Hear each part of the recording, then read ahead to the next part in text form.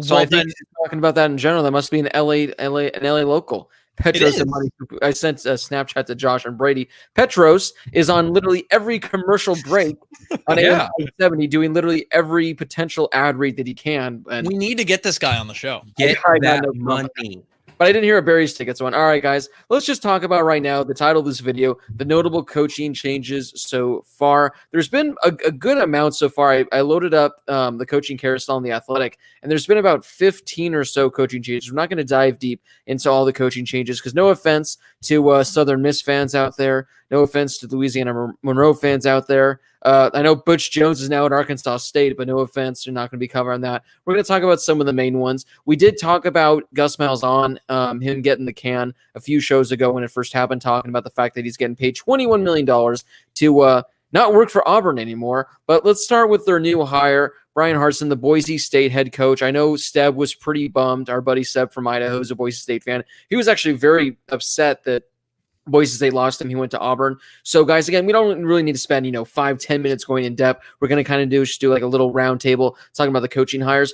Auburn, one of the, the biggest jobs, arguably, that was available, this offseason so far. There were a lot of really good names attached. They opted to go with a group of 5 coach. Granted, Boise State's been the best group of 5 team the last 15 years. What are your thoughts on Auburn going, this direction instead of going with some of the other names that they were, attached to? I think it's a good hire. I mean, he was 70 and what was his record? He was 69-19 at a very Boise nice State. Record. Yeah, so he had a great record, very, very nice record. And look, I think this really comes down to the staff that he builds around him, because again, this is a guy coming from a Power 5 school. And look, like we see these things happen all the time, where a guy will come from a Power 5 program, or will go to a Power 5 program from a Group of 5 school.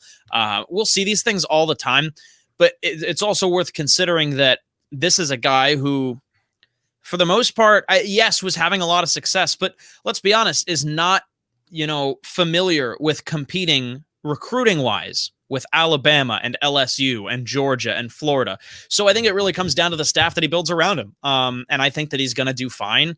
He's an experienced head coach who is deserving of a position in Power 5 football. And he's been great at Boise State and making do with what he's had. And Boise State obviously was put on the map by guys like Chris Peterson and kept on the map by guys like Brian by Harsin. So I think it's a good hire, and I'm interested to see what he's going to do. Just feels like a little bit of an unwinnable job for Harsin, just because Gus Malzahn was fired for putting together 8-9 win seasons when, look, Harsin was great at Boise State, but the problem with Auburn fans is they're expecting to compete for national titles every year. They just don't stack up with Alabama. That's the truth.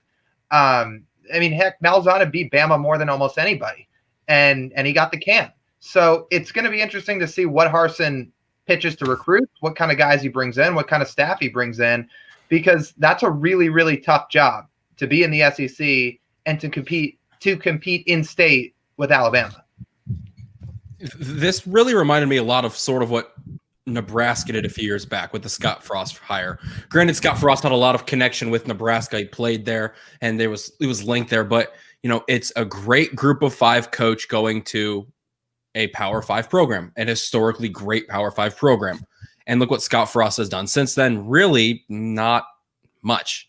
And so that's the one big concern that I have for this job is, all right, making the jump from a Group of 5 to not only a Power 5, an SEC Power 5, not only an SEC Power 5, an historically top 2 or 3 SEC team. So that's the big concern for me. I like the hire. I think if you're going to grab a Group of 5 school, no better to go after than Boise State with the success they've had. But like I think Josh said earlier, it's the competing for recruits is going to be something that is going to come up on them quickly. And it's going to attack them pretty fast when you got to go against a guy like Nick Saban in the recruiting market. Yeah, I mean, again, there were some really good names that were attached to Auburn's coaching spot, and pretty much a lot of them, they just turned it down. So I like the move. Again, I mean, Boise State, I get it's a Group of 5 team, but this is a team, Boise State, if they were in the Pac-12, they'd be a team probably competing for Pac-12 championships on a year-to-year basis, so I'm not too concerned about that. Guys, before we move on to the next coaching hire, what do you guys think Gus Malzahn's going to do? I know we kind of briefly talked about it, when we talked about him like a month ago. Do you think, I mean, at this point, there's a lot of jobs out there still. There's plenty of time. Do you think he takes a year off when, again, he's collecting $21 million, so there's no reason for him to find a job any quickly, but do you think he takes, like a lesser job, maybe like in a group of 5 program and try to work his way back up? Do you think a team's going to give him, like a coordinator position? What do you guys think, I guess, one, is going to happen with him, or 2, what do you think he necessarily should do? So I'll jump in here pretty quickly. I don't know how it worked with his contract, but I can speak on what happened in the NBA a few years back. There was a coach in the NBA who was coaching for the Pacers and now is the coach of the Lakers, Frank Vogel. And yeah, there you go. Our boy Frank. Was he one of your neighbors with Jermaine O'Neal? After Jermaine O'Neal, but yes. Right. But for Frank Vogel, he got his buyout, whatever, and he still had the rest, I think it was like 2-3 years left on his contract. And he said to his agent, he's like, hey, I want to go do TV. And his agent was like, you realize if you go do TV, you're going to have to forfeit all of your money that the Pacers were paying you. So he's like, okay, so I'm just going to sit back and not do anything. So I wouldn't be surprised if you see Gus Malzahn for the next 2 years, whatever it may be, sit back and do absolutely nothing. Absolutely nothing. To just, $21 million. What do you value more there? All right, you've coached for a long time. You really want to get back into it. I get it. But like, he's got $21 million handed to you. Kind of enjoy it. That's what's interesting, is because realistically, I think that he will not be out of a job long. I also think that he would make a good analyst. But I don't know. Like, if that's the case, and it sounds like that would be the situation that Malzahn would be in, it would make a lot of sense. That's a lot of money. Like, it would make a lot of sense for him to sit back and not do anything. The thing is, the way that I look at it is with these coaches that sit back and don't do anything after having, relative success, and aren't as young as, say, Kiffin was when Kiffin was fired by SC and he was out for a little while and then ended up at Alabama. And same with Nick, same with Steve Sarkisian, guys that are a little bit younger, but Malzahn has been in college football for a long time, was at Auburn for a while, and now sitting back taking the $21 million. I don't think this becomes an Urban Meyer situation where is he going to get back in? Is he not going to get back in? And then all of a sudden Urban Meyer takes the Jaguars gig. I don't know if it's going to turn into something quite like that. But I think that that's worth pointing out too. Like, after 2 years or up or whatever's left on his contract that he basically would have to forfeit if he took a job in TV or something like that, would he get back in? I mean, realistically, he would not be out of work long. No. Right. No, I'm not saying he would be. I'm just saying if that were, how his contract were similar to what I've seen here is you kind of just sort of sit and relax for a few years. And I think even 2 years down the road, he's still going to be a commodity and somebody that is easily hireable. Yeah. I mean, Urban Meyer hasn't coached in 3 years or 2.5 years, whatever it may be. And, he's a hot commodity. People want Urban Meyer. Granted, I'm not comparing head to head Urban and Gus, but it's a very similar scenario. He's also only 55 too. Yeah. And he seems a lot older than that. I don't know why. Yeah. So he's 55 and Kiffin now is 45. And think when he was at USC, he was there until 2013. And then after that, didn't go to Bama until 2015, 2016, something like that. So he was out of work for a little while, which I'm sure he was fine with, but he was also late 30s at the time, early 40s. Lane Kiffin's made that amount of rounds and he's only 45 years old. What a guy. That's Yeah, kind of what a impressive, guy. I'm not going to lie. No, this is what's going to happen. This is what's going to happen. He's going to take 2 or 3 years off. He's going to relax, spend some time with the family. He's going to get a phone call. It's going to be 2023. The phone's going to ring. It's going to be about February. It's going to be Herm. Herm's going to be coming off his 2nd consecutive national championship at ASU. He's saying, listen, we have an open vacancy for our offensive coordinator position. I want you to have it. This is going to be my final year. I'm going for the three-peat. You're going to be my OC, and I'm going to ride off into the sunset this year, retire, and you're going to fill in the head coaching void next year at ASU for 2024. You heard it here first. All of that sounds. I don't think that's going to happen. Sounds actually not realistic, but I like it. I think right. Antonio Pierce is going to be ASU's head coach. Yeah, probably. He's probably like the Don Mattingly to Joe Torre, what the Dodgers did a few years ago. Guys, we got a super chat from our man Connor. Now, Connor, this one's I'm actually going to have you help us up with this one. There better be a biggest fail of the season category for the award show, and you know what I think should be on there. Connor, since it's been a long season and you've been pushing this for a while because it seems like you know the best. DM us what you think the nominees should be for the biggest fail of the season, because I'm sure we could find like 1 or 2, but I feel like you have like 5 or 6 that you just like know off the top of your head. So DM us on Twitter and let us know what the nominees are, and when we do the award, we'll say, yeah, no, courtesy of Connor, these are all what he thinks, because all that. And guys, just like Connor, I went to McDonald's for dinner, but I didn't find any money in my bag.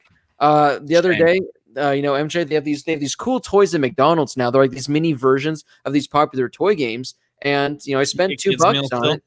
What's up? You get the Happy Meal still? Oh, bro, look at this.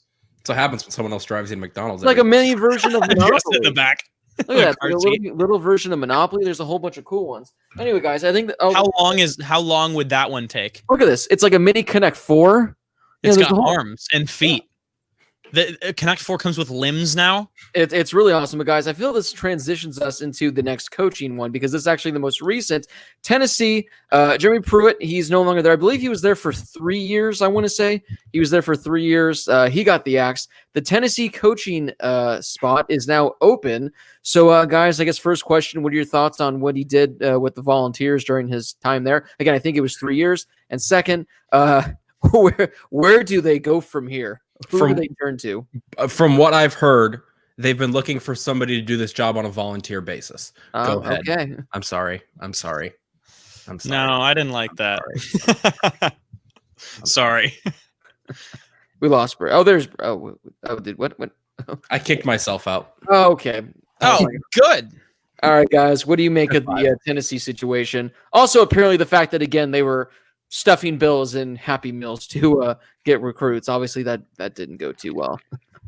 I mean, here's the thing with Tennessee, man. Like, it's gotten to the point where Tennessee's not going to compete with these big time schools in the SEC. And in the past they had some of these big upset wins, and obviously they had Josh Dobbs as their quarterback for a while, and he was all right. And they had John Kelly was their running back a few years ago, and he was really, really good. I said he was a Heisman sleeper. But look, like Tennessee has gotten to the point where like I'm kind of waiting for them to maybe step forward and be decent. Remember, they were ranked this year for a little while. But if you look back at like the SEC and you look at some of the teams that have obviously every year, it seems like, at least on a fairly consistent basis, you're going to have at least 3 or 4 teams that are solid out of the SEC. Your Floridas, your Georgias, your Bamas, and your LSUs. And we'll say Auburn too. But like, here's the problem with Tennessee. In recent years, we've seen South Carolina step up and be decent. And we've seen Kentucky step up and be decent. And we've seen Mississippi State or Ole Miss. Like, with Jeremy Pruitt in charge, I just never got that vibe that this is the year that Tennessee is going to be good. I thought they were going to be decent this year. And I said that at the beginning of the season. I thought that they were going to be different and a little bit more improved than they had been in the past. Well, they started like 2-0, I think. Yeah, and then they were people riding like a started to believe 7-game you. winning And streak. then they stopped playing football for the rest of the season. And we said that same thing over and over again. Like, they were horrible the rest of the season. At halftime of the Georgia game, they decided to play a different sport. And I just never got that vibe that like, oh, this is a Tennessee team that like might make a run, And Kentucky was a one-hit wonder a few years ago and had a bunch of different weapons. And like earlier in this season, I was like, hey, Guarantano like might have a decent year. Like, we'll see. But no, like some of these other schools, like Benny Snell came up and was phenomenal for Kentucky a few years ago. And Kentucky had a bunch of different weapons. And like outside of a halfway, maybe above average quarterback at Tennessee, at least I thought that's what he was going to be, they were not very good at all. And it's just like, what's the next step for Tennessee now? Because I feel like it's right here, dog. It's Adam Gase, but that might be tough considering that the Seahawks, Lyle's team, are looking into Adam Gase as their new OC. But I think Lyle tweeted earlier today that he has some theory on like what's going on with Adam Gase. But Lyle, I don't know, man. Tennessee, they might snatch Adam Gase, the offensive guru himself, right out of the Seahawks' out of their hands, dog. Please do. I think that's like a fake report because he's like tired of people telling him he's always wrong by using analytics. So he's like, hey, you want things to get worse? Well, we can bring in Adam Gase. But you know what, Tennessee, you want to bring in Adam Gase, who seems to make every player he coaches worse, has terrible people skills, and like does not know how to run an offense. You want him as your head coach? Go ahead. But no, with Tennessee, I think the standard with Tennessee should be like about what Butch Jones was doing when he was there. They won 7 to 9 games most years when he was there. And you're not going to be an 11, 12 win team like Alabama or, compete like Georgia or Florida, at least right now. Like the expectation you're going to bring in a coach and win that many games is probably unrealistic. So if they're going to bring in somebody who won like Butch Jones won, and you're competitive and you win 7 to 9 games, that's probably about the expectation. And Pruitt, he wasn't doing that. Tennessee was, like Josh talked about, they were just really bad. Which is, again, it's still weird that they were so bad, but when Josh was speaking, they won 4 or 5 games to end 2019, and then I think they won the first 2 of this past season. So they were riding a 6 or 7 game winning streak, and then literally, as Josh said, they just straight up forgot how to play football. They looked, it wasn't like they were losing close games. They just looked bad. So they were 5-7 in Pruitt's first year in 2018. And then in 2019, they got hot at the end, like you said, Blake. I'm pulling up their results right now. So the end of their season, they started, what is this? They started 2-5 and then 1 out. And then the next season, they turn around and they start fairly decent, which is this past year. They win their first 2 games against conference opponents. Obviously, it was a SEC schedule. And then, and then they lose 7 of their next 8 games with their only win coming over Vanderbilt. Like it's just not even mediocre. There's no middle. They were on a 9-game winning streak and then fell apart and lost 7 of 8. And with all of this other underlying crap that's been going on at Tennessee, it's time for a complete makeover. Do you know who would make? Sorry, Josh. I don't know. Part of me, I know a lot of people thought that maybe T. Martin was the guy to become a head coach, and I, for years, had said I don't think he's the guy. And obviously, they brought him back with open arms, and it was a huge hire for T. Martin when he came in as a coordinator. And I don't know. I think you just need a complete overhaul. Do you know who would make the absolute most sense but wouldn't take the job? Who? Peyton Manning. Yeah. Tell me. Yeah. Peyton's not going to be coaching college. I can guarantee you that. I have no information, but I can guarantee you Peyton Manning will not go coach in college. At least not until Arch is there, maybe. Yes.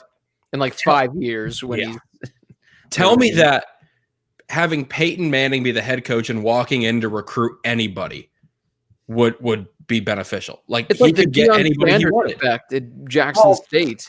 With that logic, Tom Brady should coach Michigan, right? Tom Brady should coach Michigan. Yes, that's what I know. That's what I'm saying. It's wishful thinking, but I don't know. Later in the show, we're planning on talking about coaches that are on the hot seat. And you know what's so funny is we can now all come to an agreement. Suddenly Harbaugh's just not on the hot seat and he accomplished nothing. He has every reason to be fired. And they're like, oh, so you know how we were going to fire you? No, we're not even going to consider it. We'll extend you. Yeah, not just a year. So we'd 5 years of mediocrity. Yeah, for 2025.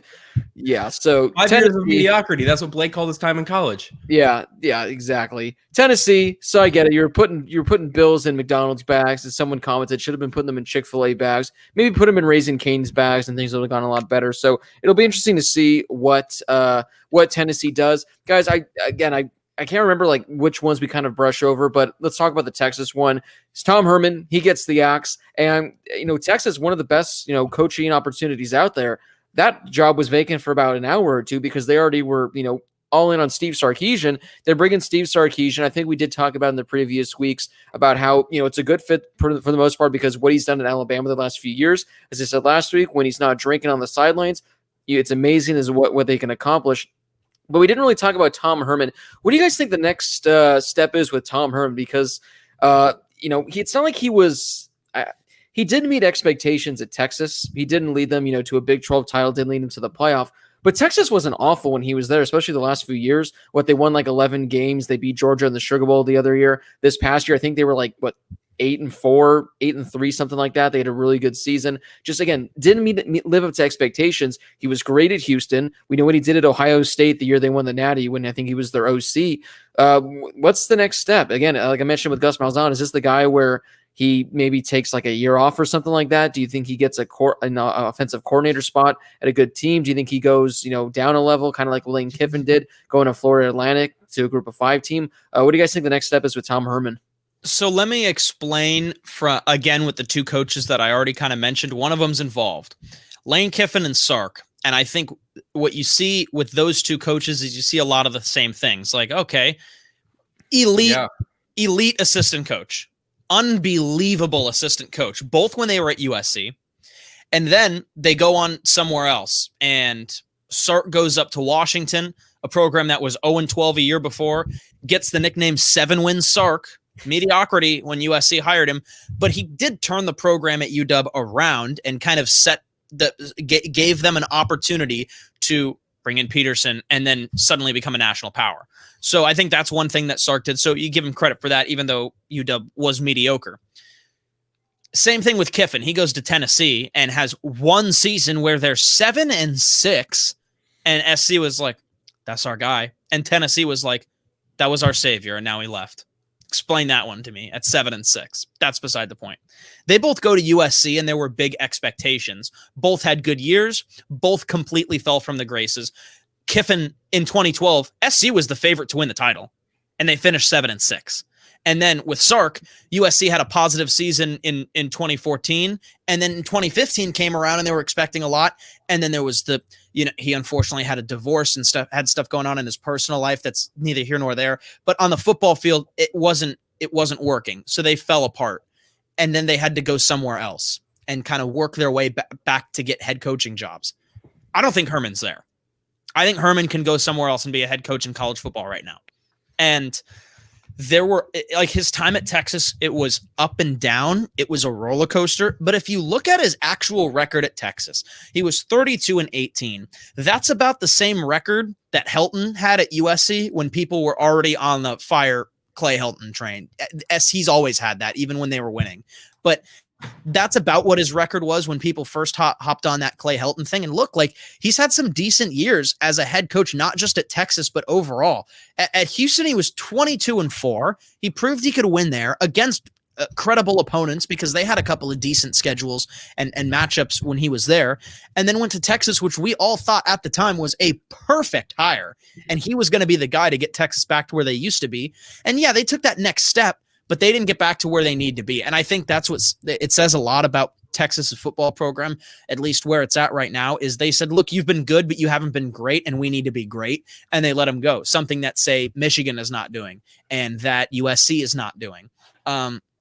So I legitimately think that he could go be a head coach in college football right now. Just like I think if Helton had gotten the axe in December, Helton could go be a college football coach right now, a head coach. I don't know what happens. I think Herman could go down to, Group of 5 school and immediately be a head coach. I wouldn't be shocked to see a big time program come around and grab him as a defensive coordinator or something like that. I wouldn't be shocked at all, but I genuinely think he could be a head coach in college football next week. Well, you want to jump in or you want me to go? No, that's fine. I was just going to say that, yeah, like his actual body of work over his final 3 years at Texas is not bad by any stretch. 10-4 in 2018, and then 8-5. I guess that for Texas standards is a little bit down in 2019. And then he went 7-3 this past year. It's just hard to compete at a national level. And we've just talked about this now for the last few weeks on these shows about it's just so top heavy, the sport, and these schools that usually are powerhouses like Texas, at least in the past they have been, that expect to win at that level. It's just not going to happen right now. So for Texas, look, maybe Sark comes in and he's better. We certainly saw how good his play calling was at Alabama, but you've got to have some tempered expectations that you're not going to be Alabama or Clemson. I think Sark has a chance to make the team better. And I think the next step for Texas is you've got to win the Big 12 and get past Oklahoma. Mm-hmm. But I think Tom Herman did a perfectly fine job. So we'll see if Sark makes improvements. But yeah, I think Tom Herman can 100% be a coach in college football and at a Power 5 level too. Well, I just did some quick research and threw together this very quick circle of what's going to happen, I think, for Tom Herman. I don't think Tom Herman gets a head coaching job this year. He might get a coordinator job, and it very well could be like a one and done like we saw what happened with Sark.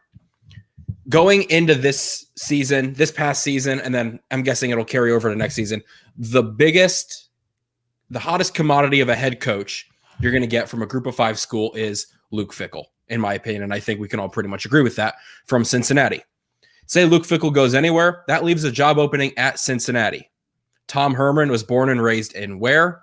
Cincinnati. I think Tom Herman could stay a year as a coordinator somewhere or even not be a head coach this year. And if need be, like one of you guys said earlier, he'd be a great group of 5 coach. He'd be a great head coach now. But I think, people love hometown ties. And that's one of the reasons Scott Frost is in Nebraska. Tom Herman got the head coaching job at Texas. All of that we see, all the hometown, the college ties, whatever. I think Tom Herman in a year from now to Cincinnati would make complete sense. Yeah, before we move on from Herman, I just wanted to get up because I remember reading about this. So I got up Texas their last 4 years, their schedule. Again, losses are losses. People say it doesn't matter if you lose by 1, doesn't matter if you lose by 100. A loss is a loss. But looking at some of these losses that Texas has had under Herman, in 2017, they lost a game by 3, lost a game by 5, lost a game by 3, lost a game by 4. Then in 2018, lost a game by 5, lost a game by 3, lost a game by 1 point. 2019, we go now. They lost a game by 7, 2, some close ones there. And then this past year in 2020, he lost a game by 2, lost a game by 3, and lost a game by 8. So there's a lot of these games where Texas, they very easily, they could have won a few more games and they could have been, playing for the Big 12 title game. It's just things didn't go their way. And it's not like every year they're getting absolutely blown out by Oklahoma, just like what Michigan is doing against Ohio State, where they're losing by multiple touchdowns every year. Texas is always hanging with Oklahoma. They're just losing in double overtime in crazy games and stuff like that. So again, I didn't think Herman did an awful job at Texas. I think just a lot of these games didn't go the way they wanted to. And he didn't get over the hump, like Lyle said. He didn't beat Oklahoma, didn't win the Big 12 title game, but wherever he goes next, whether it's an OC, I like what Brady brought about him going to Cincinnati when Fickell eventually leaves, because that is going to happen. I think he's going to be good. Guys, before we move on, are there any notable coaching changes, moves that really quickly touch upon? I just want to pull up this comment here that I think T-Mac 2280 brought up. This makes a lot of sense for Tom Herman to do as well. To reunite with Urban Meyer in Jacksonville, if Urban were to call him, I think Tom Herman would be very open to go be a coordinator or positions coach in the NFL. He'd be good there. He'd be really good. Have him with Trevor Lawrence.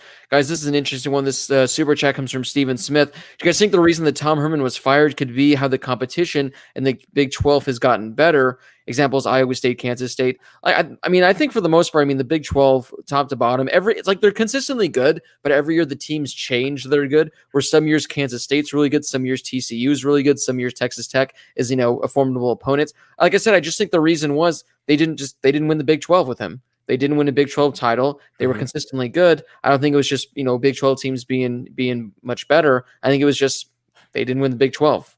He had 4 years to do it, and he couldn't do it one of the years. Hello? Oh, yeah, I agreed. Oh, no, Josh was on mute, and he was talking. My bad. Yeah, I do think that obviously the Big 12 title was something that they needed to get to, and competing a little bit more with Oklahoma was something they needed to get to, and they just didn't. But also, while the rest of the Big 10 has gotten better, Texas has remained inconsistent. And that's the issue. And for example, that's the difference between Tom Herman and Clay Helton right now, if you ask me. The Pac-12, I don't think has changed. The Big 12 has. The Big 12 has gotten better. The rest of the Pac-12 has not. Right. So I think that's the difference between because they have had the exact same level of success almost with where they've been at. Clay Helton has a Rose Bowl and a conference title, and Tom Herman doesn't have a conference title, but that's the only difference I see between the two of them. Also, I think earlier I said that Tom Herman was a defensive coordinator. I meant offensive coordinator. He's an offensive guy. Yeah. But yeah, Same thing. They've just been too inconsistent. And the two of them in the past, I've compared the two of them to Harbaugh. At this point, after this season, the two of them are no longer comparable with Jim Harbaugh, I don't think. Right. All right, guys. So moving on right now, we got coaches on the hot seat in 2021. Now, there's a long way to go. We got an off season. We still have a season to be played. Guys, just give me a couple of names. You guys give me 1 name, 2 names, 3 names, however many names you want to give me. Who are some coaches you think are their seats a little extra hot entering the 2021 college football season? I would have thought Jim Harbaugh was the obvious answer. Mm-hmm. Not anymore. I think obviously Clay Helton is, but I don't know if that's being fired. I think that's not receiving an extension because it's gotten to the point where I don't think SC is going to fire Helton. I think Chip Kelly's on the hot seat. UCLA improved a little bit this past year, but what UCLA calls improvement is below average. It's a below average standard, and that's what UCLA called improvement this year. And I don't think that's improvement. I mean, at this point, how long is Chip Kelly's leash when you hired him to be the guy to get UCLA back to where Jim Mora had him his first year? And it's been 3 years now, and there has been very little improvement. I mean, the team has been below 500 every year he's been there. So I think he's got to be on the hot seat. But I think those are 2 easy ones, at least for, West Coast guys out here. Mm-hmm. I'll scroll through a few in the comments. I can't put comments up on the screen, but I can scroll through and read them. I can. One person said Mike Gundy. I mean, that guy feels like he's been on the hot seat forever, and we've talked about the fact that he still has a job is a little bit of a head scratcher. For many reasons. Yeah, for many reasons. I mean, there's a lot of reasons. Pick your poison, but he doesn't really win. Oklahoma State has been pretty irrelevant for a while now. I guess they've had some 9-ish win seasons over the last handful of years, but never really to the point where they're competing for that Big 12 title. I guess like we talked about earlier in the year, this year, it seemed like they had a chance, but they kind of tailed off. That seems to happen to Mike Gundy's teams every year. Like he just doesn't stay consistent through a full season. So that's one. Somebody has Scott Frost in here. That's probably another good name. I mean, look, leashes can be short, and I know he hasn't been there that long, but that's probably another. Any others you guys? Well, I mean, in there, I've got one that I thought Fuente, of course. I mean, he's probably out of all these ones we're naming. I don't think that these are guys that necessarily going to get fired mid-season. This one seems like the best bet where he can get fired by like October if things don't go right. Yeah, for Virginia Tech. Mm-hmm. The rest of these ones, again, like Gundy, they're not going to fire him mid-season. Scott Frost, they wouldn't fire him mid-season. I don't think they fired Chip Kelly mid-season. I think that one they kind of hope to ride it out a bit. But Justin Fuente, again, I could see them going like 1-2, 2-4, and they're like, yeah, boom, you gone. The big one for me that I've thought of is Jeff Brom at Purdue. He's gotten progressively worse every year he's been there. His first year he was there, they beat Ohio State. They had that big win where they knocked him off at that night game. First year at Purdue, he was 7-6, and then went 6-7, 4-8, and then 2-4 this last year with a few canceled games. So getting worse every year is not a good thing, in case you guys didn't know that. So for me, the big one in Big Ten area is Jeff Brom for sure. And he was on the very hot seat this last year towards the end of the year, but they gave him leeway because they didn't play all their games. David Bell wasn't playing. Rondale Moore wasn't playing. They had quarterback problems, everything about that. So Jeff Brom for me is the one guy who I think is pretty much on the hot seat. And Andrew Garland just put in the comments, hey, we're taking these old quarterbacks, have Drew Brees be the next head coach at Purdue. There you go. I like that. Hey, he can do that. Then he can do Sunday Night Football. Sunday Night Football. He can make it work. Yeah, he can make it work. Yeah, I mean, we got a lot of people in the comments are saying Ed Orgeron, which that's an interesting one. I don't think so. One year after winning the national championship and losing 33 players or whatever it was is fine. Somebody did put in here, Georgia product put in here Kirby Smart, who I'm a big fan of. But 95% the answer to that is no, because of what he's done in his time at Georgia. But I don't know, is there anything to that? Just because Georgia's supposed to be so good and they haven't won a national championship in a long time? I don't know. No, I still think they ride him out. I mean, unless this is one of those things, like I said with Gus Malzahn, unless you feel like there's someone out there that will get you over that hump. I mean, Kirby Smart was literally an overtime away from winning the Natty. I mean, it's literally as close as you possibly can get. It's as close as anyone's been in the Natty the last, few years or so. That's not named like Dabo Swinney or Nick Saban. So, I mean, I think of this one, you just write it out, see how it goes. They can build momentum this year with JT Daniels, but but then who knows how people are feeling in Athens, Georgia? Maybe people want Kirby Smart gone, but I don't see why. So, again, probably not, but yeah. I saw the James Franklin one, Josh, but I don't think really. I think every coach can have one bad year after what Franklin's done. I think he's fine. I don't know, but I've seen that a lot lately. I just remembered it because I just typed in Big Ten coaches, and I was kind of scrolling through to see if there was anybody that jumped out on me. And that's something that I saw earlier this year was James Franklin. And I don't know. I mean, that might be a stretch too, but I don't know. I just feel like Penn State's kind of fallen off maybe a little bit these past few years, and not drastically. But I mean, they were 11-2 last year, but then the year before they struggled and they lost in a bowl game too. And he's had a good record for the most part after his first 2 years. Obviously, when they were still going through, they weren't going through sanctions then. That would have been Bill O'Brien, but he struggled his first few years, then turned it around. And I don't know. After this year, I feel like that's something that people have talked about a little bit. Plus, I feel like they've had a couple of bad losses here and there, so. I don't know. Maybe that's another consistency question too. How long does Les Miles last at Kansas? Sorry, Lyle, just jumped in there on you, but Miles could be another guy that you look at too. Granted, Kansas, one win's an improvement. I was just going to say that I don't know. Franklin and Kirby Smart are probably, if not in the same boat, pretty close to the same boat. I would guess where there's probably people that would like to see them fired, but they probably won't be just because of the track record they've had. I would say. I'm with you on that one. Yeah, what I was going to mention, but I noticed people, they've been talking about him as well.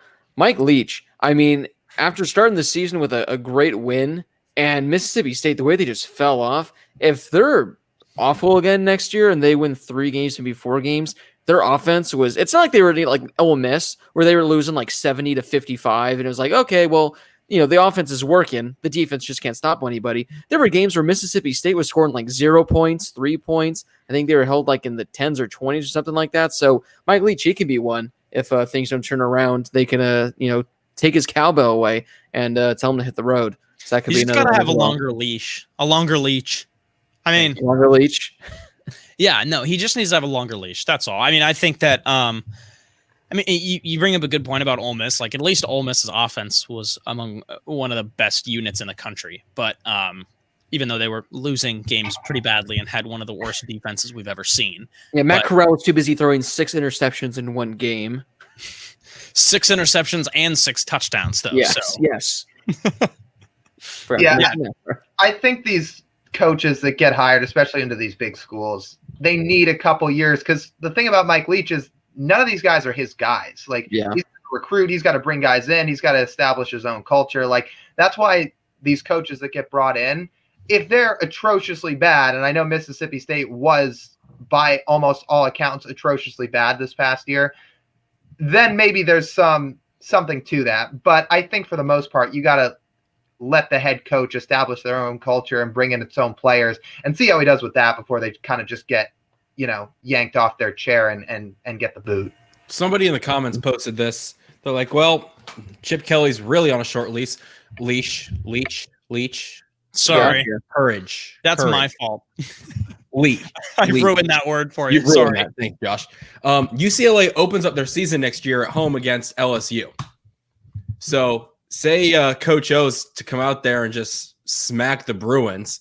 How early do we see Chip Kelly gone? Granted, they play like McNeese State or LSU. That's LSU schedule. I'm sorry, I was looking at the wrong one.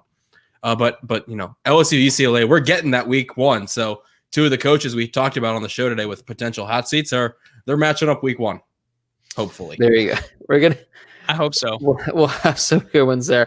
All right, guys. So that wraps up this whole thing in regards to coaches on the hot seat. It's always fun seeing where these guys are going to and from, back and forth. So it's always a good time. Before we move to our super mega Q&A again, if you guys have any questions, you guys can get those ready. Thinking about it right now. We'll be hitting in about 5-10 minutes or so. Trying to answer as many questions as we can. Again, you guys can hit us up in the super chat. That way you guarantee a question answered. And guys, before we move on to that, we've had some notable players not declaring for the draft. There's been a few that I remember. There might be a few we've missed. So in the comments, if there's a name that we don't mention that had recently announced that they're not declaring for the NFL draft, they're returning, let us know. But there are some interesting ones to talk about. And the first one that I want to go over, this happened, what was it, yesterday, the day before? That's Chris Olave. Ohio State's, best wide receiver. I don't think he necessarily would have been a first round pick, but definitely maybe second round. He was a really good receiver. He opted to return to Ohio State. So guys, Chris Olave, are you shocked with the decision? Two, how much do you think this can help improve his drafts? I mean, because this is a deep class for wide receivers. I mean, this is a really good wide receiver class. Next year, I'm not exactly sure. I haven't really, taken a too deep of a look, so I'm not exactly sure how many, potential first rounders there are. But what do you guys think about this move, him returning to come back for his senior season? I think it's smart. I just think that this is such a deep class. I mean, the fact that you've got some guys who absolutely tore up college football this year that are not even in like top 5 of the class, I think is remarkable. The fact that we're still having a conversation of who's the first off the board between a guy who did not take a snap this year versus the Heisman Trophy winner. I think that just shows how good this wide receivers class is. So I think it's smart. Go back, have another year. Obviously, you're not losing any eligibility after this season. You don't know what you're going to get with your offense next year. Obviously, you're losing Justin Fields. But I don't know. Keep an open mind. Be optimistic. See what you're going to come in with. And obviously, it's Ohio State. You should expect to have another good season. And I think it's just another season to completely improve your draft stock even more than you already did. And last year, Chris Olave was impressive. And he was kind of a guy that maybe a lot of people thought in a couple of years, this guy could be really, really good. And that's already what he turned out to be. But think, a year with Wilson and a couple other players in that wide receiving core too at Ohio State. I think another season is just another year to completely boost his stats as well. So let's see. 6'1" wide receiver that was projected to go at the end of the first round comes back to school, a little bit surprising, and he's going to play with a quarterback that's unknown. He's going to win the Heisman. Chris Olave is going to come back and win the Heisman. It's just science. Yeah, exactly. It's just science. So simple. I was a little surprised just because, as deep as this class is, he's the type of receiver where he's a security blanket. Like, he doesn't wow you with speed or, strength or anything like that. Again, he's a little bit of a skinny, lengthy receiver. What he's good at is he's a security blanket type receiver. He runs good routes. He finds open space. He doesn't really drop passes. So I thought, at least assuming he was going to go out for the draft, that he could be a really good fit at the end of the first round for some of these really good teams that need a receiver. Green Bay, Baltimore, even Kansas City if they needed a third guy. But to be honest, in retrospect, and from clearly how he's viewing it with returning to school, he can probably improve on a lot. There might be things to his game he wants to work on. He clearly wants to win a national championship because, man, that Ohio State team is going to be really good with him and Wilson back together. And like you guys have already talked about, the class won't be as strong in 2022. From what I've looked at, people think Garrett Wilson early on, at least as of now, will be a first rounder. George Pickens is another, but it's nowhere near the class that we're going to see this year. So Olave probably thinks for all those reasons, I can go back to school. I can improve my game. I've got another shot at a national championship, and I can go higher in the draft come 2022. So yeah, I was a little surprised, but I think it makes all the sense in the world. Just 5 days ago, Todd McShay had Chris Olave as his 5th or 6th ranked receiver. And that's in front of two guys who didn't play at all this season, one being Rashad Bateman, one being Jamar Chase. So you look at that and you compare stats. One has comparable stats from this season. One saw how they played. I think it's smart of him. He's progressively gotten better every year he's been at Ohio State. We saw him last year. He's like, all right, this guy's a good talent. He had a few games with multiple touchdowns. He had some good stats, but he finished the year with like 800 receiving yards, 7 touchdowns, and I don't remember exactly how many catches, but he had a very productive season. But like you guys said, this is one of the most stacked wide receiver classes we've ever seen. And like Lyle said, looking at next year's, we don't really know how many we're going to get in the upper echelon of receivers. So if he's a 5th or 6th best receiver right now, possibly day 1 receiver right now, if he stays healthy and gets better, who knows what he could turn into. I think it's smart and a safe play for him to stay. Yeah, again, I'm gonna have to look up to see what wide receivers are projected at this point, but I like none just immediately come to mind. Like, oh, this guy's definitely going to be one of the first two taken off the board. So, yeah, right now mock drafts are all over the place, but for the most part, you know who the first 4 or 5 are going to be. And there are ones where Olave he could have slid into the end of the first round, but for the most part, he would have been kind of like early to mid second round. Where next year he can improve, and I think he can get into that mid to late first round and improve his draft stock. Yeehaw Strain says odds of Justin Fields not coming back. Well, I guess Yeehaw, unfortunately you missed it because Justin Fields declared. I'm losing track of days. Was that yesterday, guys? That Justin Fields? A few days ago. Just say a few days ago. A few days ago, Justin Fields he already declared. So I'm going to put the odds of him returning at 0. I'm going to put those for me. It's solid. It's solid. All right, guys. 2 more that I want to mention. 2 quarterbacks. 2 pretty good quarterbacks who a lot of people were pretty high on. Brock Purdy, Iowa State, Desmond Ridder at Cincinnati. They both announced that they're going to be returning. I want to start with the Brock Purdy one because Iowa State, I don't have what the numbers are in front of me. They're returning a lot of their players on their team. Well, Breece Hall, I mean, he was only a sophomore, so he was going to be back anyway. Their tight end, I think it's Charlie Kohler. He announced he was going to return. And Brock Purdy, I think he's pretty much close to setting every Iowa State record by a quarterback. At this point now, he's going to completely shatter every quarterback record there is. Iowa State, they were good this year. They won the Fiesta Bowl. They were that close to winning the Big 12, potentially fighting for a playoff spot. Who knows? And they're returning a lot of talent next year. And Brock Purdy, from the looks of it, wanted to come back, hopefully win the Big 12, and make a playoff push for Iowa State. Yeah, there's just, I'll be honest, like, I think he's a fine quarterback. I think he's a good quarterback. I don't think he's elite, and I don't think he's at the level as some of these other guys. And I know that there's been a lot of people who have him fairly high in mock drafts, and there's people that don't. I think this next year, there's no reason, in my opinion, for him to not go back. I mean, all of the pieces are there for him. There's a chance to go win a Big 12 title. There's a chance to improve your draft stock. There's a chance to shatter all of those Iowa State records. And with all those people going back, I just see no reason for him to not go back for another year. The number of starters they're returning is insane. And here's a comment from Stephen Smith right on cue. Iowa State is returning 20 of 22 starters from that Fiesta Bowl team. That's insane. So the exact opposite of what LSU did.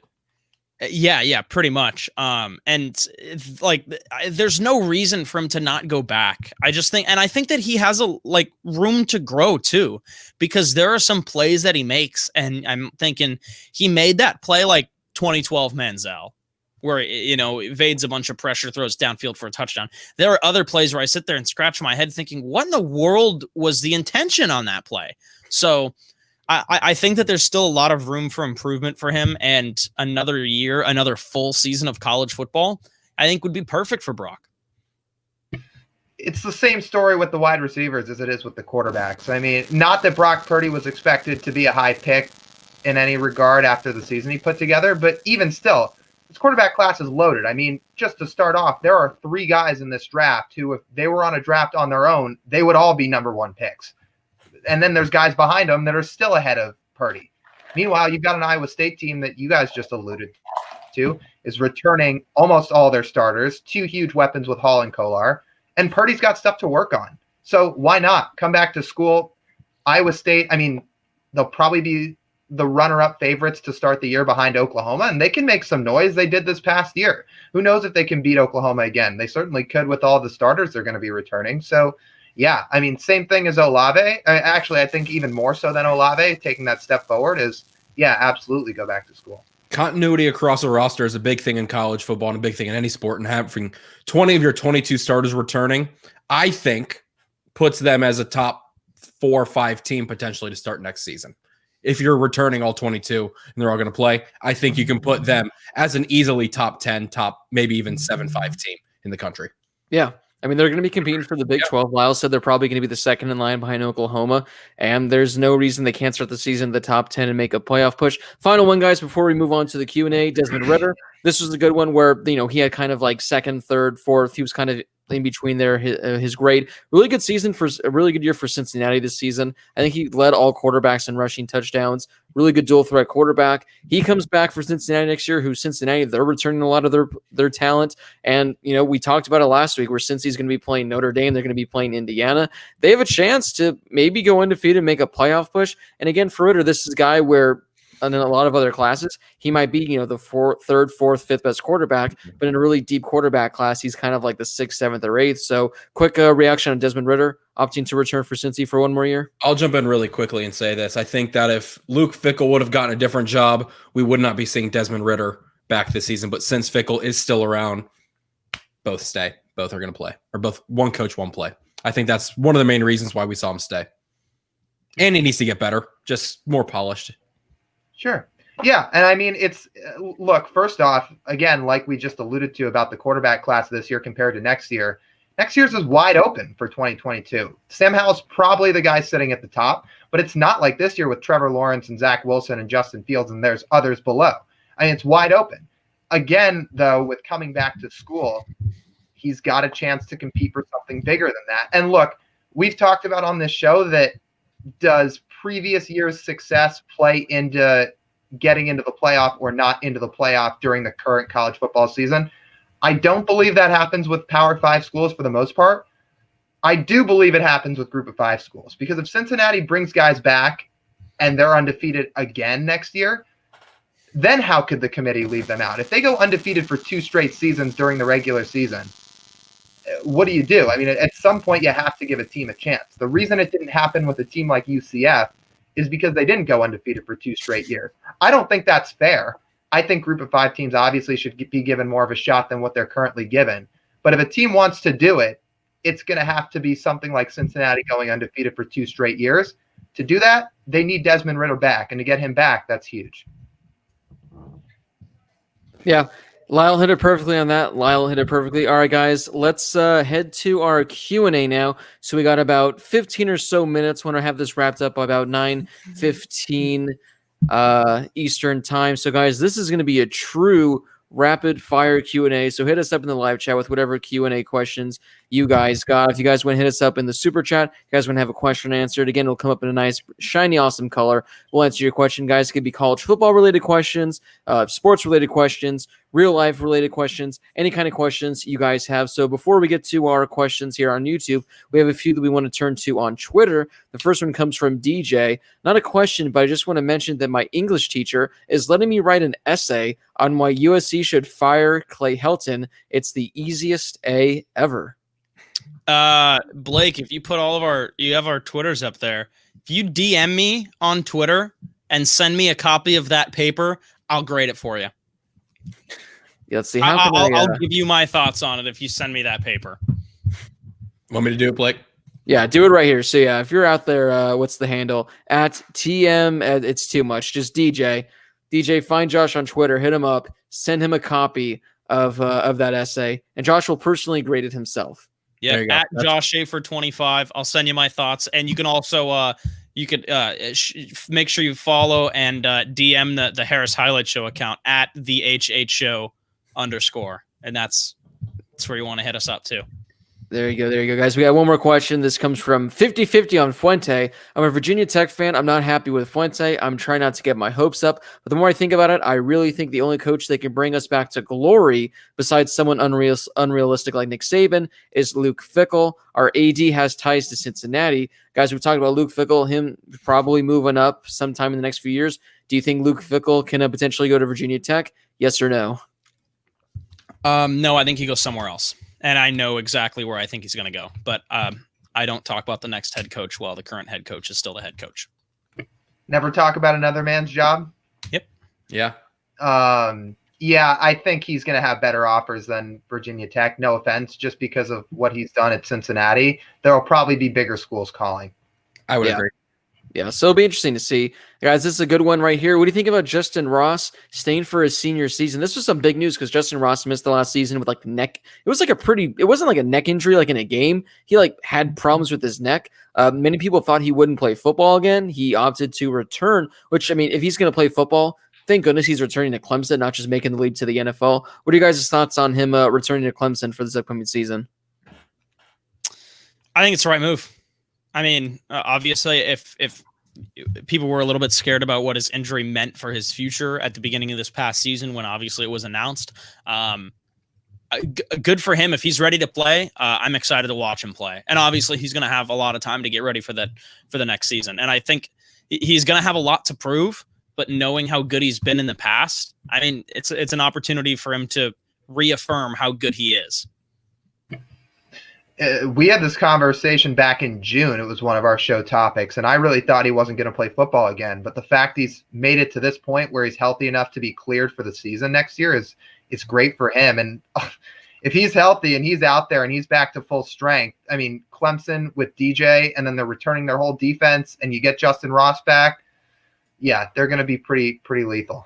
Yeah, this is pretty similar to the Olave scenario. Different scenario, but same mindset for me is, it doesn't hurt Justin Ross at this point to come back and prove something in college.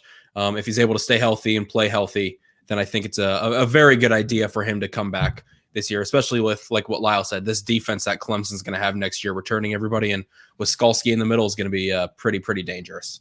This question is probably best for Lyle, but Lyle, how long do you think Marcus Freeman stays at Notre Dame before he takes a head coaching job somewhere else? It all depends on what their defense looks like. I mean, it didn't take Clark Lee that long. The couple defenses he coached were great, and now he's the head coach at Vandy. Marcus Freeman just orchestrated a phenomenal Cincinnati defense. Now he's going to take over at Notre Dame. I don't think it'll be in 1 year, but assuming he continues to trend upwards, I think that, he's on the path to getting a head coaching job one day.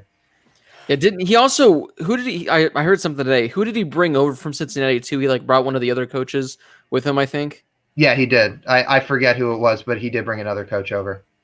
All right, guys, this one, which team will the refs help in the NFC Championship game this weekend?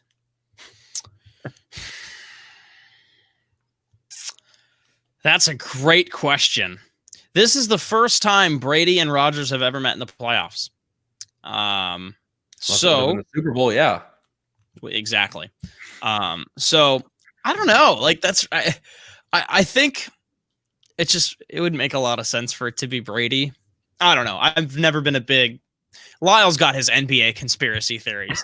I don't buy into those conspiracy theories, but I feel like if there's going to be one, it would be Brady. Just because, I mean, the Packers have been the team to beat all season, in my opinion. Even when the Steelers were 12-0 or whatever the hell they were. The NFL has been looking into the New England Patriots. I'm again. In the Mike Orzemba voice. It's going to be Brady. It's going to be the GOAT. He'll help the GOAT. I had a whole conversation about this. I mean Aaron Rodgers. But yeah. I had a whole conversation about that, but go ahead, continue. You said you're serious about that? Yeah, I am, but go ahead. I would agree with you on that. I had a whole conversation, and I'll just dial it down to this. Like what Lyle just said. I think Tom Brady is the greatest quarterback to ever play. Aaron Rodgers is the most talented quarterback to ever play as of this point. We'll see what Mahomes and everyone else does. But I think I don't like saying, the refs are going to help somebody. I don't like saying that. But if anybody, they're going to help Tom and the Bucks just because it's Tom and the Bucks and the Super Bowl's in Tampa Bay and whatever, yada, yada, yada. Well, the Buccaneers, they'd be the first team to ever host the Super Bowl. So There is that. So to follow, guys. Early Heisman favorites. We got Talia Tagovailoa as Andrew's early favorites. Who's your early season favorite, guys? I'm gonna start it off. I don't want you guys to take mine. Sam Hell. He's my way too early Heisman favorite for 2021. Yeah, I think he's the easy one along with Spencer Rattler. So I will go out of the box, and man, I'll say Breece Hall. Receiver, not quarterback. I think it'll be DJ or Bryce Young. Yeah, same. Yeah, I'm more so on. I think DJ. I think Yui Ungalele. Am I on board now, guys? Can I do it right? Yui Ungalele. Yui Ungalele. Yui, all right. Yui Ungalele. I think he's gonna put up some monster numbers next year. Bryce Young. I mean, there's still a chance. I'm gonna step a little back just because he's using so many weapons at Alabama, and the fact that We've seen what DJ can do when he plays a good team like Notre Dame. So I do have him, but I do think Bryce Young also. We're going to get to that later, in future episodes. We'll do like our top 5, top 10, way too early Heisman picks. Guys, Steven Smith, what are your thoughts on Matt Wells being on the hot seat? A lot of Texas Tech fans and boosters are wanting Art Briles to replace Wells after 2-3 seasons. I mean, what's it been? 2 years since he took over at Texas Tech for Cliff Kingsbury? You got to give him more. I mean, it's Texas Tech. They're not expecting them to be competing for a playoff. They're not really expecting them to be competing for the Big 12, I don't think, unless some Texas Tech fans have unrealistic expectations. I think you got to give them a few more years. I mean, they haven't been bottom of the barrel in the conference, so I think you give Matt Wells a couple more years, at least 2 more years, I'd say. Yeah, I think so too. And I don't think Art Briles is the guy. There was a lot of stuff that obviously happened. And also, he's coaching high school football now. And I feel like that'd be a pretty massive jump. Yeah, I'd be surprised to see Art Briles back in college football, let alone the Big 12. But yeah, Matt Wells will get some more time. Yeah, I think Josh said this earlier, is there isn't a whole lot of expectation to win now mentality for Texas Tech after losing a generational quarterback like you saw Mahomes. So I don't think he's really on the hot seat for Wells after only being there for 2 years, 3 years at this point. So there's really, I think minimum term should be 4 years for any college football coach. Get a recruiting class in. All right, guys, this next question is a very important one. So put on your thinking hats.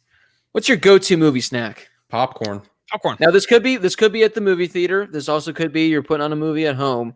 So you guys can have different answers. Because obviously, if I'm at home, I'm for the most part not hitting up popcorn. But if I'm going to a movie theater and I have a coupon or something, because I'm not dropping $12 on a large popcorn. But if I can get a free popcorn or something like that, there's nothing better than movie theater popcorn. You load that bad boy with some butter, shake her up, a hint of salt. There's nothing better than that. Also, go to candy in movie theater. It always used to be Sour Patch, but for whatever reason, over the last few years, whenever I have Sour Patch, it just either gives me heartburn or makes me feel like crap. So I've gone away from. You're old. You're so old. I'm getting up there. I've gone away from the Sour Patch, and I like to mix things up. You can't go wrong with Mike and Ike's. Ooh. You can't go wrong with Raisinets. I like doing Reese's Underrated Pieces, candy, things like that. But yeah, if I'm in a movie theater unless it depends on what movie you're seeing as well. I forget what it was. What rock movie was it? Oh, Skyscraper that came in like a year and a half ago. That one I just paid the $12 for the popcorn. I'm like, this movie's going to be fantastically awful. I need to have popcorn for this. So it's rare occasions. I'll as cheap as we can be. I'll lay out the $10 for movie theater popcorn. You said rock movie. I was like Bohemian Rhapsody. Yeah, La La Land. If you're trying to be cheap at the movie theater, wouldn't you just bring candy in from elsewhere? Yeah. No, I'm not buying candy to movie theater. That's rookie stuff. You go to the Dollar Tree and you get a few boxes for $1. There's always a Dollar Tree next to a movie theater. Like always. Oh, yeah. Almost always. Lyle, what's your answer, man? Oh, yeah, it's popcorn. I think popcorn with the movie theater butter. If you go to the AMC, you get the big one, and then you get the free refill right away. Yeah. Why would you wait later? I'm fine eating room temp popcorn. It's not like it's going to get stale that fast from a movie theater, so I don't have to get up and leave in the middle of the movie. You get the big popcorn with the movie theater butter, and then you devour that stuff until you're on the last trailer before the movie starts, and you're like, I'm going to puke. Yep. That's just the life. I miss it. Well, Lyle and I have actually seen a movie together. It was a great time. It was a great time. That's true. What do we see? Black Panther? Black Panther, yeah. I saw Black Panther together. It was a good one. You did? Yeah, we did. It was just the two of you? Yeah. Did you guys hold hands? Yeah. It was the day before. Remember that when ASU played the Diamondbacks for spring training? It was like the night before that. Mm-hmm. The next day. But yeah, You and I went to the Blaze Radio Awards show junior year in nice clothes, and then sprinted 5 blocks to the movie theater so we could watch Star Wars right as it was Endgame. Endgame.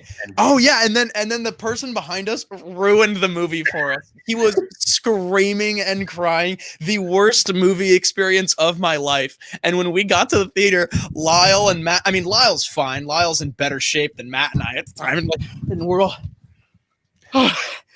So we were still exhausted from running, and then if you remember, the AC wasn't working in the movie theater. So that made it my worse. God, we're like taking off our ties, like it was brutal, and it was a great experience. I would not trade it for anything, even though that guy behind me ruined Endgame, ruined it. Yeah. If you don't go popcorn, you go Mike and Ike's or Sour Patch Kids, or you get a slushy, or you get a slushy. Right.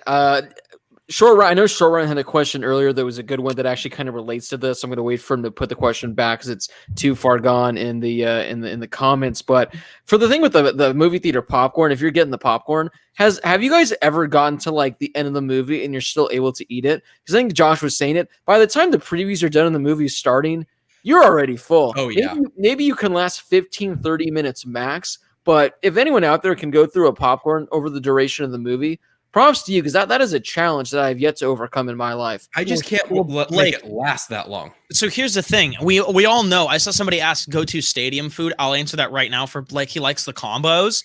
So I do. Like when you go to the movie theater, you just get your little combos and you get the giant. If you get the big popcorn, like you go to the AMC, right? You get the big popcorn and then you get the refill right away. Here's what you do. You take the top of the bag and you roll up that big popcorn and just eat the refill. Or if you get the little trays, I dump it into the tray. You get the tray and you dump it into the tray, and then you just finish what's in the tray. And if you're still hungry, you pour more in. And if you're not, you wrap up the bag, and that's it. You don't even have to get the big one that has the free refills. If you just pour it into the tray, then I think that's the best way to do it, because you can kind of like ration it a little bit so that if you don't feel good, you don't feel like a jerk for having a bunch of popcorn in your tray. You just keep the bag and you roll it up and save it. And then if you take it home, your roommate who walks around in boxer shorts all day will just eat it without asking, and it's fine. But that's personal experience. So wasn't me. It was not Brady. Yeah, it wasn't me either. All right, guys. Final one from Short Ram. The most interesting food you've eaten. I've had balut. Google it, at a friend's house. It is balut is I believe, preserved egg. I just Googled it. Do you want it? Why did I Google a photo of that? Oh, no. It is a Filipino term for a fertilized developing egg embryo that is boiled and eaten from the shell. It is commonly sold as street food in China and other Southeast Asian countries, notably Cambodia and Vietnam. Street food in New York is like a really gross hot dog. And in South Asia, it's an egg that's half fertilized. And also a bat, apparently. This is like Step Brothers when like, I'm gonna throw up. Lyles, I'm actually really interested to hear Lyles, because he doesn't eat a whole lot of different foods. And I'm actually intrigued with Lyles. I've got some good ones. Oh, I know what mine is. So Safeco Field, now known as T-Mobile Park, did this huge promo 2 years back where they were promoting grasshoppers. Like, this is a real thing. They were like toasted grasshoppers. I think they came in a couple of different flavors. And I mean, on TV, on social media, like there was all these promotions about it to go and try it. I was like, how are they doing this? Like, this has to be the worst thing anybody's ever eaten. So just for the experience, I was like, okay, like I'll give it a shot. I'll buy some and eat some. I eat one, and just like you'd expect, it's terrible. It's a grasshopper. People don't eat grasshoppers. They're awful. And then a month later, I go to a game with my family, and my dad's saying the same thing. It's like, well, I have to try it. I want to take a picture. Like, I want to give it a try. And I was like, Dad, don't waste your money. It's going to be awful. I already tried it. It's awful. It's like, no, I'm going to try it. And he's like, I don't know. I've eaten a lot of different foods in my life. Like, maybe it'll be all right. He tries one, same thing. This is awful. I was like, what did you expect? It's a grasshopper. And how big were they? Were they big grasshoppers? No, they're small. Like they're very small. But so it's like the veal of grasshoppers. Exactly. Except it's gross. Yeah. I like it. Perfect. I want pork thing once. Yeah. Thing. Yeah. So that's mine would be the grasshopper. I think they stopped serving them, although I don't know because the ballpark's been closed for a while now. So, Josh, what's yours? So for a long time, I thought that the grossest thing, or not gross, just like most interesting thing I've ever eaten was one of those It's like those candies that have like the dried up grasshopper inside. I thought that was like super gross, and I ate it, and obviously you can't taste it. Then I went to Hawaii, and in Hawaii I had jellyfish tentacles. Oh, yeah. No, you didn't think that was coming from me, did you? no. Look at that. Not at holy shit. Yeah, so we're sitting.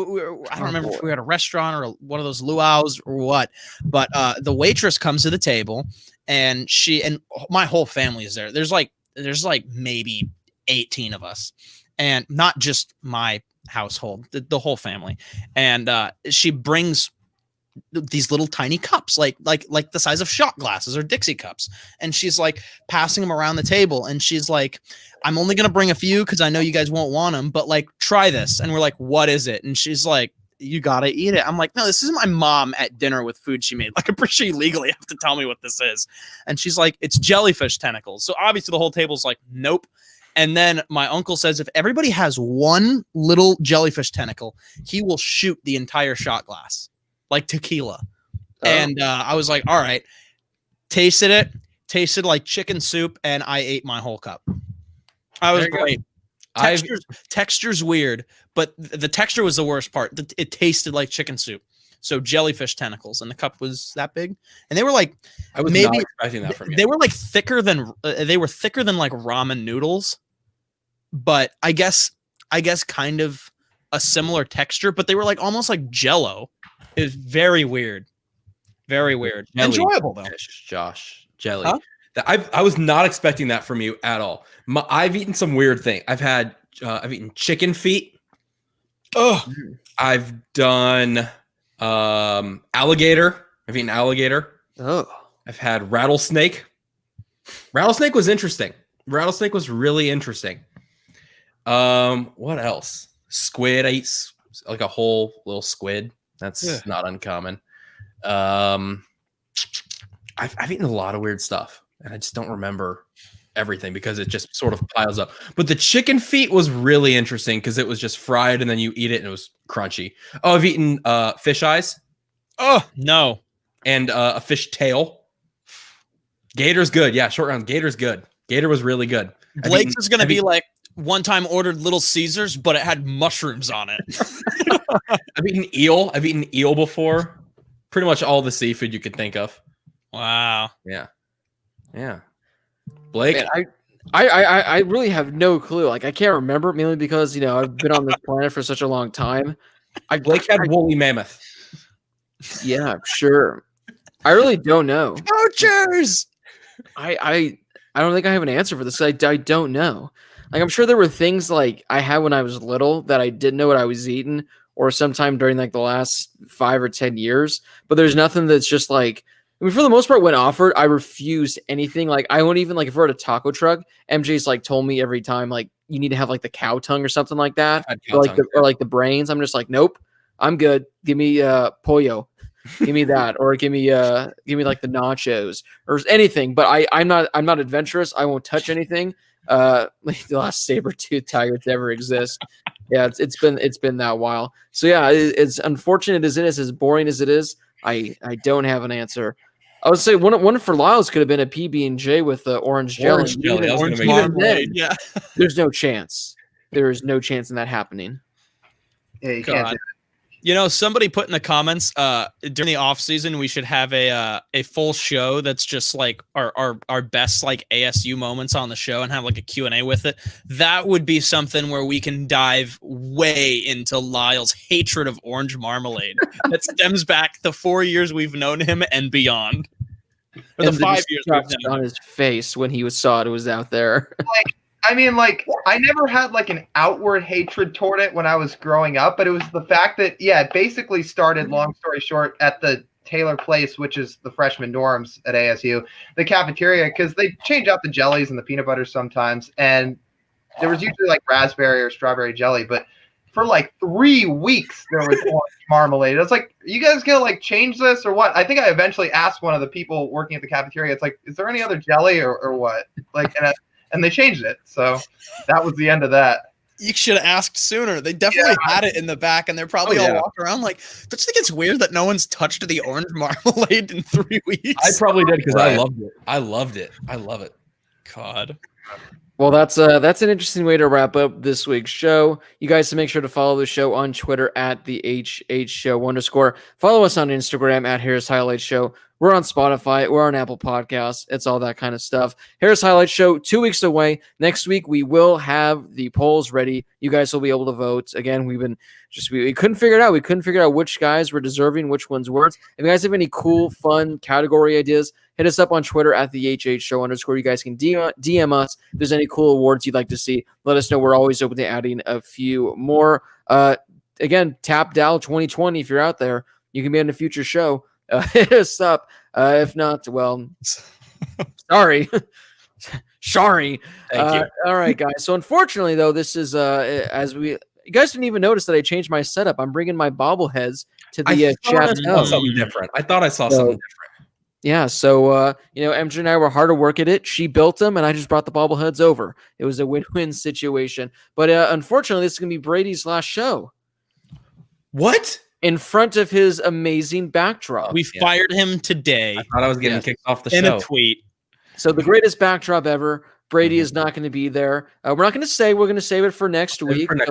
Why is he not going to be having that backdrop anymore? That's a great tease for next week's show. So make sure you guys stay tuned. Guys, any parting words before we head out for the week? Brady's just moving to the other side of the room. That's all. Yeah, I'm just turning my camera a bit. It's like that one show when Brady and Josh were at Sandy's and they were in different rooms. Yeah, that was a good time. Josh was behind me the whole show. Yep. Yeah, that's true. Yeah, this is a hot take right here. Brady, you're taking your talents to Canada. Oh. Short round might have cracked the queue. All right, guys, make sure to give this video a thumbs up. Make sure to listen to the show everywhere you possibly can. Hit that subscribe button. Follow us on Twitter. Whoever it was that's writing their essay on Clay Helton needing to get fired from USC, remember, at Josh Schaefer 25. He's personally going to read it. He's going to grade it. He's going to let you know how that essay is. For Josh Schaefer, Lyle Goldstein, Brady Klain, this has been Blake Harris from the Chateau in beautiful Monrovia, California. You guys all have a great week. Have a great day tomorrow, and we're going to see all of you guys right back here again